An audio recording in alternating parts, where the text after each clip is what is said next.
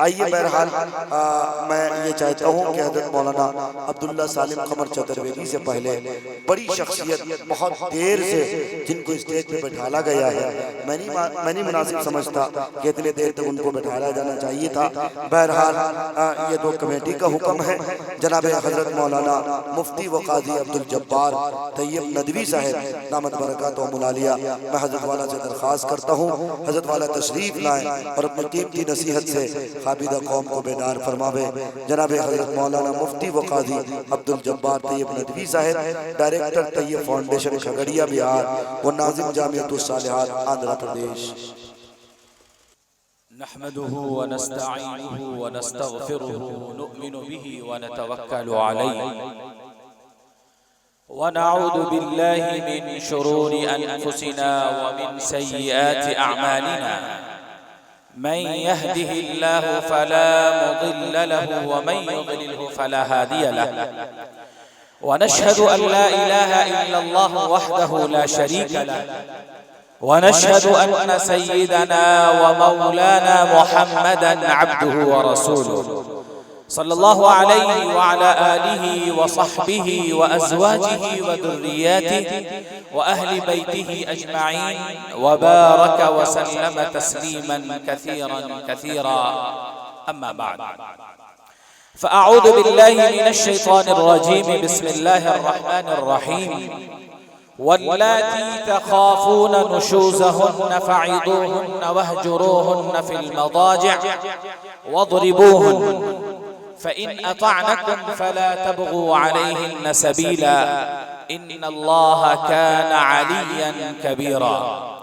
व इन ख़िफ़्तुम शिक़ाक़ बैनिहिमा फ़बअथू हकमन मिन अहलिही व हकमन मिन अहलिहा इन युरीदा इस्लाहन युवफ़्फ़िक़िल्लाहु बैनहुमा इन्नल्लाह कान अलीमन ख़बीरा। सदक़ल्लाहुल अज़ीम। अज़ीज़ान मोहतरम, बुजुर्गों और अजीज नौजवान साथियों, आपने ये सुना है कि ट्रेन उसकी छुट्टी है जो नजदीक का होता है, करीब का होता है। आज मेरे साथ ऐसा ही मसला पेश आया है। चूंकि मेरा ये सामने वाला मकान है, हर आने वाले मुकर्रिर से ये कहकर मुझसे टाइम लिया गया कि इनको तो दूर जाना है, आप तो नजदीक के हैं, तो इसलिए आपको जरा वक्त बाद में दिया जाएगा।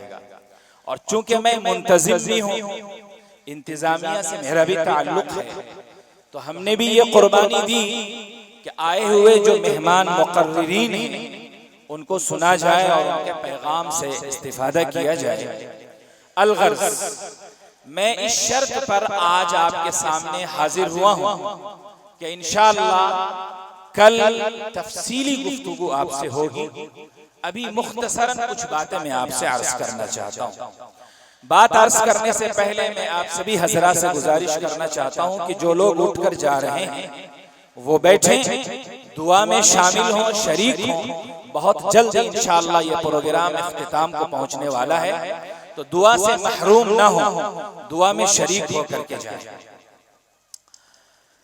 या रब दिले मुस्लिम को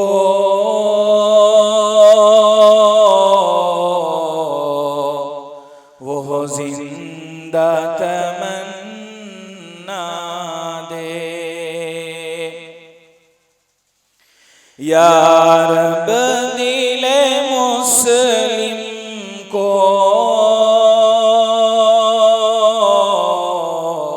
वो जिंदा तमन्ना दे, जो कल्ब को गरमा दे, जो रूह को तड़पा दे। या रब दिले मुस्लिम को वो जिंदा तमन्ना दे।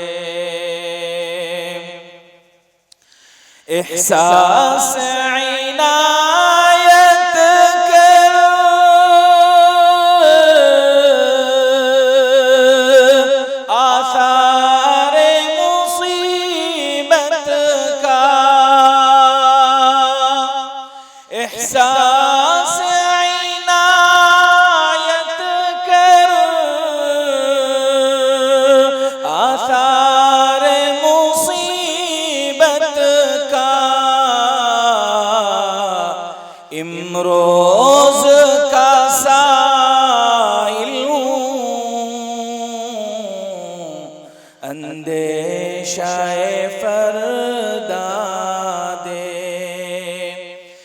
रब दिले मुस्लिम को वो जिंदा तमन्ना दे। एक मर्तबा सब लोग आमीन कह दीजिए। ये मैंने दुआया कलिमात आपको सुनाया है, इसमें अल्लाह रब्बुल आलमीन से कुछ दुआ मांगी गई है। अजीज़ान मोहतरम, बुजुर्गों और अजीज नौजवान साथियों, मैंने आपके सामने कुरान मजीद की जो आयत तिलावत की है, इंशाअल्लाह उस आयत की रोशनी में कुछ बातें अर्ज करके मैं अपनी बात को खत्म करूंगा और कोशिश करूंगा कि जो वक्त मैंने तमाम मेहमान मुकर्रिरीन को दिया है उसमें से कुछ बचाकर आज के आपके चहीते हमारे और आपके सबके बेहतरीन मुकर्रिर शोला बयां मुकर्रिर हजरत मौलाना अब्दुल्ला सालिम कमर चतुर्वेदी साहब को भी दूं तो इंशाअल्लाह बहुत जल्द हमारी बात मुख्तसर होगी और खत्म होगी। अजीज़ान मोहतरम, बुजुर्गों और अजीज नौजवान साथियों, कुरान मजीद में अल्लाह रब्बुल आलमीन ने मियाँ बीवी के रिश्ते के ताल्लुक से बड़ी अहम बातें बतलाई। कुरान मजीद कहता है वआशिरूहुन्ना बिल मारूफ फइन करिहतुमूहुन्ना फअसा अन तकरहू शैअन वयजअलल्लाहु फीही खैरन कसीरा।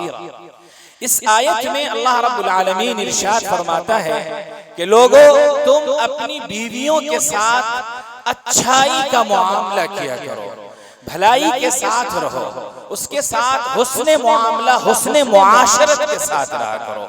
अजीज़ान मोहतरम, बहुत सी मर्तबा ऐसा होता है कि हमारे रिश्तों के अंदर खटास आ जाती है, हमारे रिश्तों के अंदर खराबियां पैदा हो जाती हैं और फिर एक वक्त ऐसा आता है कि हम उस रिश्ते के ताल्लुक से एक नतीजे के ऊपर पहुंच जाना चाहते हैं, फैसला लेना चाहते हैं।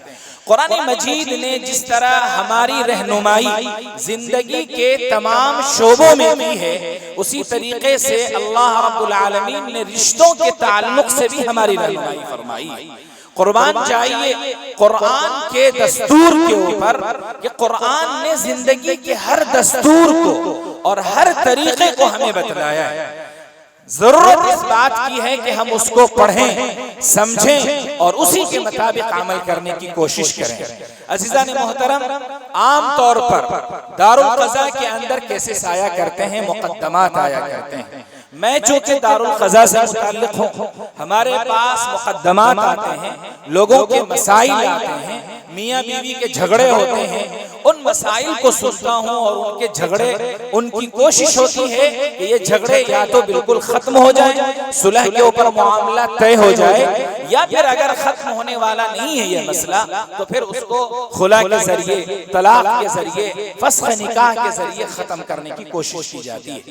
अज़ीज़ान मोहतरम, रसूलुल्लाह सल्लल्लाहु अलैहि वसल्लम ने हमको जो हुक्म दिया है वो ये हुक्म दिया है कि अगर कभी किसी के रिश्ते के अंदर किसी भी तरह की खराबी आ जाए तो फौरन उसको रिश्ता तोड़ लेने की और खत्म करने की कोशिश नहीं करना चाहिए। आप गौर कीजिए, मैं आपका ज़हन ले जाना चाहता हूँ इस बात की तरफ कि जब निकाह किया जाता है तो निकाह से पहले हमारे घर के बड़े वली, जिम्मेदार और सरपरस्त उस रिश्ते निकाह को इस दिवाजी जिंदगी में तब्दील करने के लिए, रिश्ते को कबूल करने से पहले कितनी छान फटक करते हैं, उसके ताल्लुक से तहकीक की जाती है, ये बात मालूम की जाती है कि ये रिश्ता कैसा होगा, आइंदा ये रिश्ते में हमारे लिए खैर है, भलाई है या नहीं है। पूरे गांव और समाज में जिन लोगों तक हमारी रसाई होती है उन तक हम पहुंचते हैं और पहुंचकर उनसे उस रिश्ते के ताल्लुक से हम बातें करते हैं और उनसे पूछने के बाद जब हमें तहकीक हो जाती है और दिली सुकून और इत्मीनान हासिल हो जाता है तब जाकर हम उस रिश्ते के लिए तैयार होते हैं और फिर निकाह का मामला तय पाता है। अज़ीज़ान मोहतरम, अगर रिश्ते के अंदर किसी भी तरह की खराबी आ जाए तो उसके लिए रसूलुल्लाह सल्लल्लाहु अलैहि वसल्लम ने अहादीस के अंदर और कुरान मजीद में रसूलुल्लाह रब्बुल आलमीन ने पूरा एक तरीका बताया है कि अगर रिश्ते में कहीं खराबी आ जाती है तो लोगों अपने मर्जी के मुताबिक रिश्ते को हल करने या रिश्ते को तोड़ने की कोशिश मत करना। चुनांचे अल्लाह रब्बुल आलमीन ने कुरान मजीद के अंदर पूरा एक तरीका बताया और वो तरीका है, अल्लाह रब्बुल आलमीन ने कहा कि अगर रिश्ते में खराबी आ गई है तो सबसे पहला काम तुमको जो करना चाहिए वो ये कि फाइज़ूहुन्ना, कि तुम अपने घरवाली को समझाओ, उसको बतलाओ, उसको रिश्ते की अहमियत याद दिलाओ और उससे कहो कि रिश्ता तोड़ना असल नहीं है, रिश्ते की हकीकत यह है कि रिश्तों के अंदर मारूफ हो, शौहर की इताअत और फरमाबरदारी की जाए, जिस मामले को लेकर दोनों के दरमियान में इख्तिलाफ हो उस इख्तिलाफ को कम करने या खत्म करने की कोशिश की जाए। और ये जिम्मेदारी अल्लाह रब्बुल आलमीन ने शौहर के ऊपर रखी है कि शौहर की पहली जिम्मेदारी है कि वो बीवी को समझाए, बतलाए।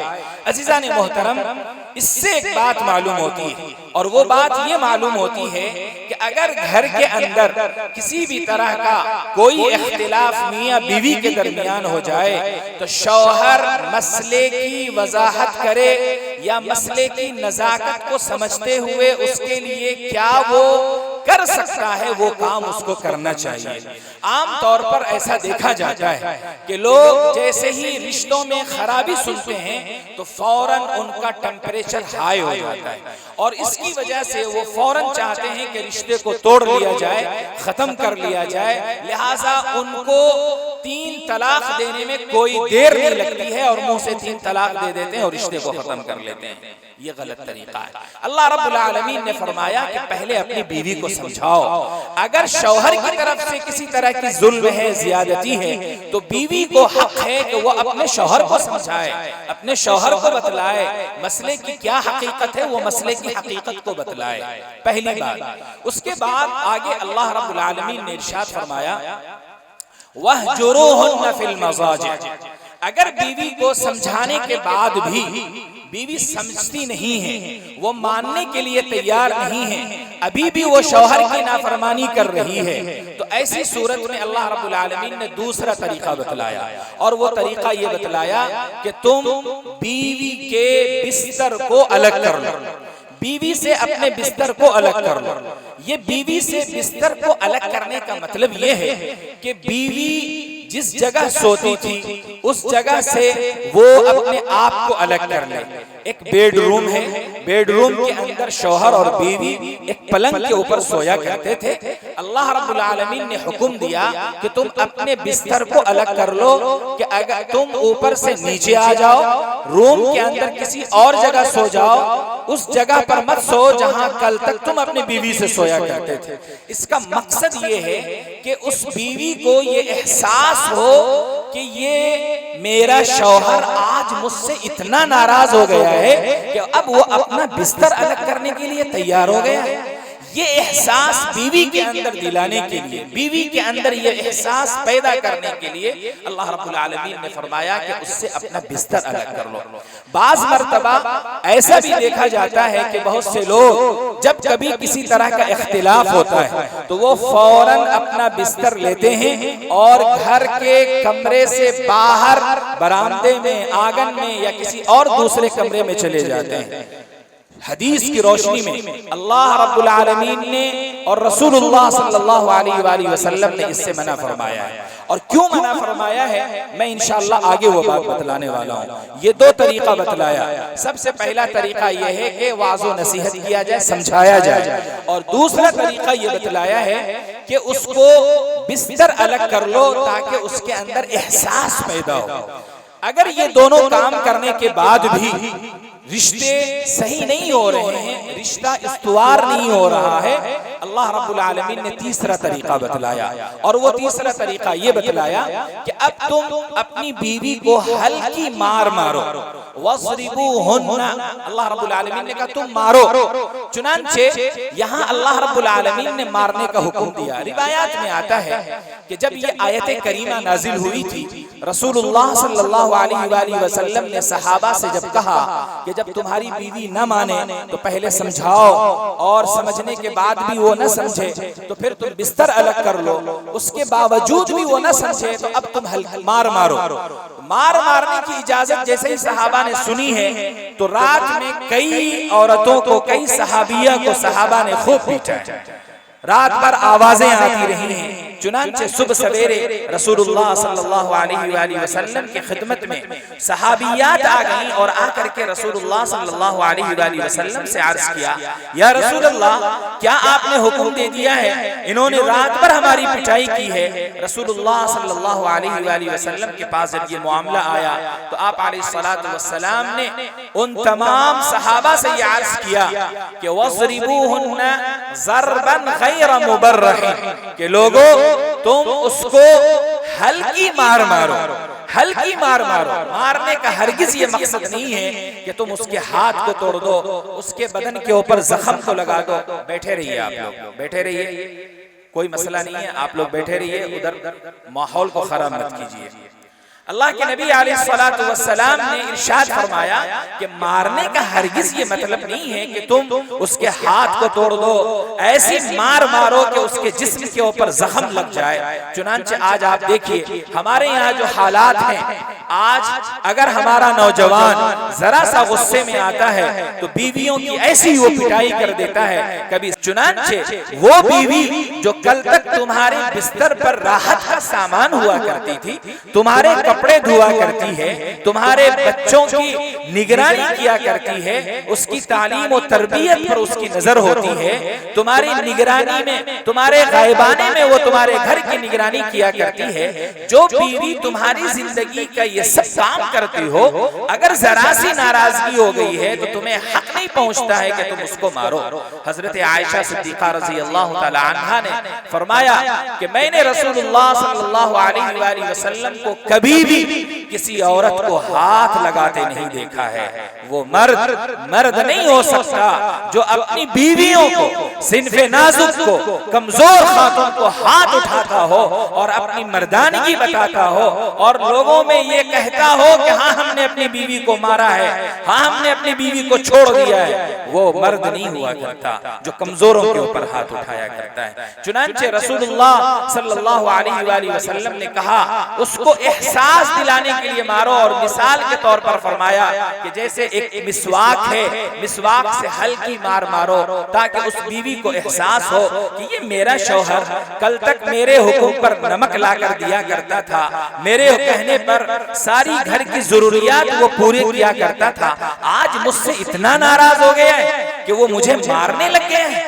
ये एहसास पैदा करने के लिए रसूलुल्लाह सल्लल्लाहु अलैहि वसल्लम ने कहा मारो। चुनांचे ये 3 मरहले हैं, इन 3 मरहलों से गुजरने के बाद भी अब अगर बीवी की इस्लाह नहीं हुई है, बीवी अपनी जिद पर अड़ी हुई है और रिश्ता उस्तवार नहीं हो रहा है, तब अल्लाह रब्बुल आलमीन ने चौथा तरीका बतलाया है, और वो चौथा तरीका है कि दोनों खानदानों से हकम बुलाए जाएं, हकम बुलाए जाए, उनके खानदान से भी कुछ जिम्मेदारों को बुलाया जाए, लड़के के खानदान से भी कुछ जिम्मेदार को बुलाया जाए और बुलाकर दोनों के दरमियान में सुलह कराने की कोशिश की जाए। आगे बढ़ने से पहले आप एक बात पर गौर कीजिए, बहुत अहम बात है। वो बात ये है कि 3 जो चीजें अल्लाह रब्बुल आलमीन ने बतलाई हैं, वाज़ो नसीहत करना, समझाना, नंबर 2 बिस्तर अलग करना, और नंबर 3 बीवी को हल्की मार मारना।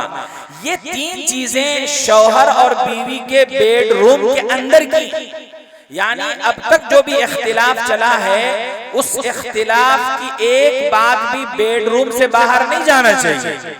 समझाना है समझाइए, बिस्तर अलग करना है बिस्तर अलग कीजिए, बीवी को मारना है हल्की मार वो भी कीजिए। अब तक ये बात ना माँ को पता चलना चाहिए, ना आपके बाप को पता चलना चाहिए, न बीवी के मैके वालों में उनकी माँ को, उनके बाप को, उनके भाइयों को और उनके रिश्तेदारों को, किसी को भी पता नहीं चलना चाहिए।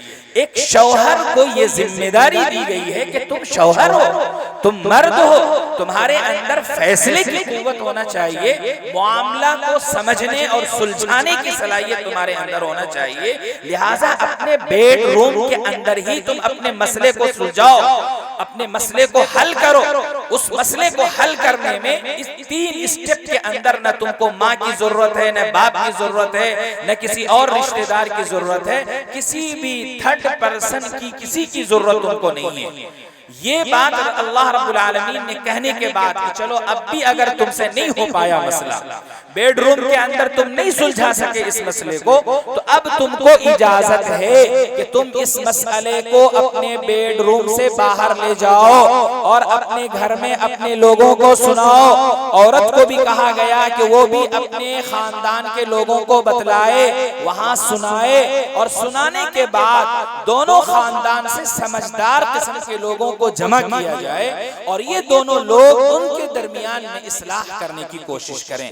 अल्लाह रब्बुल आलमीन ने फरमाया कि ये जो इस्लाह करने के लिए दोनों खानदान की तरफ से आएंगे, अगर इनका इरादा नेक हो और इस्लाह करने की गर्ज से वो आए हों और इनकी कोशिश ये हो कि दोनों को मिला दिया जाए, तो अल्लाह ने वादा किया है कि अल्लाह रब्बुल आलमीन दोनों के रिश्तों के दरमियान में मुवाफकत अता फरमा देगा, दोनों के रिश्तों को दोबारा बहाल कर देगा।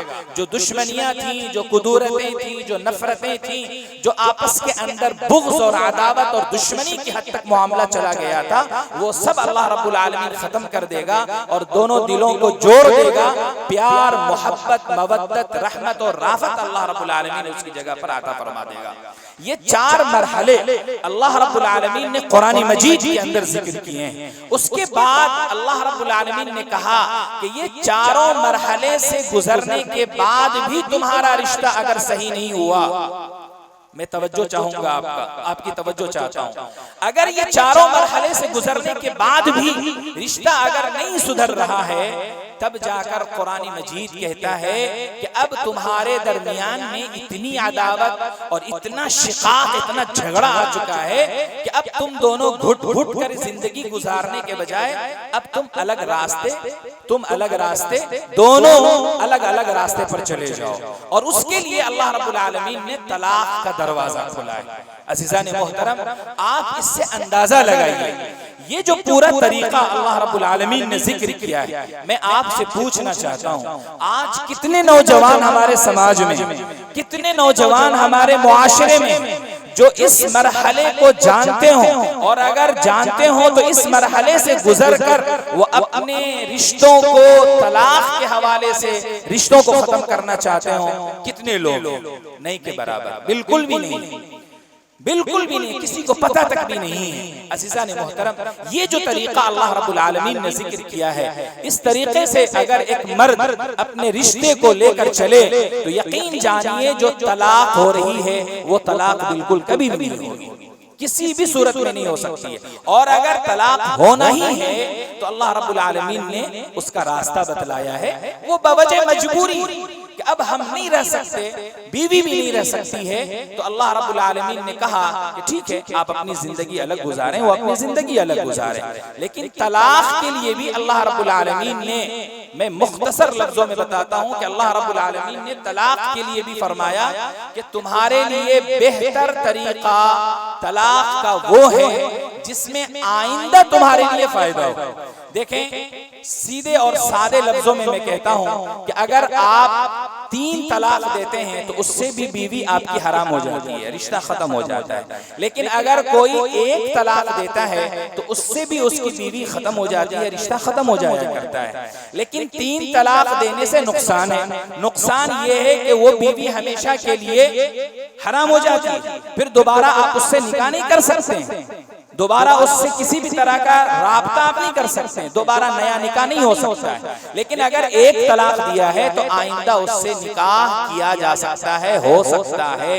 लिहाजा मैं पैगाम ये देना चाहता हूँ कि तलाक के मामले में ये बात अपने ज़हनो दिमाग के अंदर बैठा लें कि 3 तलाक हरगिज नहीं देना है, बिल्कुल भी नहीं देना है, कतई नहीं देना है। उससे बचिए, अपने बच्चों को समझाइए, अपने नौजवानों को बताइए, और जिन बच्चों का निकाह नहीं हुआ है उनको भी ये बात मालूम होना चाहिए मसले के तौर पर कि वो कभी भी इस तरह के मसले आए तो अल्लाह के लिए वो 3 तलाक न दें। और जो लोग ये समझते हैं कि जब तक 3 तलाक न दिया जाए, 3 मरतबा तलाक न पुकारा जाए, तलाक नहीं होती है, उनको ये बात ज़हन से निकाल देना चाहिए कि ऐसा नहीं है कि जब तक आप 3 तलाक नहीं देंगे तलाक होगी नहीं, ऐसा नहीं है। एक तलाक देने से भी तलाक हो जाती है, तो आप एक तलाक दीजिए। बहुत सी मर्तबा लोग आकर के कहते हैं कि मैंने 3 तलाक दे दिया है, क्या करें, बहुत गुस्से में थे। तो भाई जाहिर है तलाक आदमी गुस्से ही में देता है, कोई प्यार से मोहब्बत में गुस्सा नहीं दे, तलाक नहीं दिया करता है। आपने कभी नहीं सुना होगा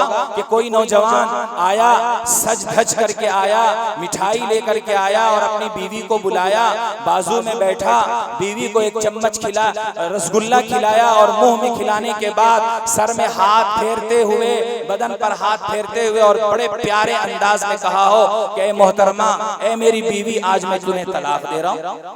सुना है कभी? गुस्से में ही आदमी तलाक देता है। ठीक है, गुस्से में अगर तलाक भी दिया है तो अल्लाह के लिए 3 तलाक मत दीजिए, एक तलाक दीजिए। 3 तलाक से भी हो जाएगी तलाक। लेकिन आज आपको पता है इंडियन कॉन्स्टिट्यूशन के हिसाब से अगर आपने एक मजलिस के अंदर 3 तलाक दे दिया तो आपको जेल हो सकती है, आपको सजा हो सकती है। तो इसलिए मैं आपसे ये अर्ज करना चाहता हूँ, मेरे पास खुद मलिया के और बाजू में सपहा इलाका है और भी कई इलाके हैं, अक्सर फोन आया करता है कि तलाक दे दिया है। कितनी तलाक दिया है? तो 3 तलाक दिया। कब दिया? तो गुस्से में दिया, कभी शराब पे करके दिया, और फिर वो हलाला की कोशिश करते हैं। अल्लाह के लिए ऐसा मत कीजिए, अल्लाह के लिए ऐसा मत कीजिए। जो लोग हलाला कराते हैं और जिसके लिए हलाला कराया जाता है, दोनों के ऊपर अल्लाह रब्बुल आलमीन लानत बरसाता है, उन दोनों के ऊपर लानत होती है। लिहाजा हलाला करने से भी बचिए, और हलाला जिनके लिए कराया जाता है वो लोग भी इस तरह के अमल करने से बचाएं। आप अपनी बीवी को दूसरों के बिस्तर पर भेजें, उससे पहले आप अपना होश का नाखून क्यों नहीं लें? क्यों हम 3 तलाक दें और 3 तलाक देने के बाद अफसोस करें कि हमारी बीवी को 3 तलाक हो गई है, मेरे लिए अब इस बीवी को हलाल कीजिए। नाउजुबिल्लाह, अस्तगफिरुल्लाह, अस्तगफिरुल्लाह। तो इसलिए ये बात अच्छी तरह आपको याद रखना चाहिए कि 3 तलाक से बिल्कुल इज्तिनाब कीजिए, हरगिज मत दीजिए। जब कभी भी जरूरत हो तो आप अल्लाह के लिए एक तलाक दीजिए, उससे ज्यादा मत दीजिए। इंशाअल्लाह रिश्तों की अहमियत क्या होती है कुरान और हदीस की रोशनी में मेरी ख्वाहिश थी कि मैं आपसे बात करूंगा, लेकिन आपने अंदाजा किया होगा कि मैं 8 बजे से मुस्तकिल यहाँ बैठा हुआ हूँ। 8 बजे से मुस्तकिल मेरे कमर में दर्द शुरू हो चुका है, पीठ के अंदर दर्द शुरू हो चुकी है, बोलने की ताकत नहीं रह गई है, जबान लड़खड़ा रही है। इतनी देर तक आदमी बैठ नहीं सकता है, लेकिन उसके बावजूद मेरी ख्वाहिश ये थी कि ये पैगाम आप तक जाए, और ये इसलिए जाए कि इस पर आप अमल करें, समाज के अंदर बेदारी लाइए, बेदारी लाइए।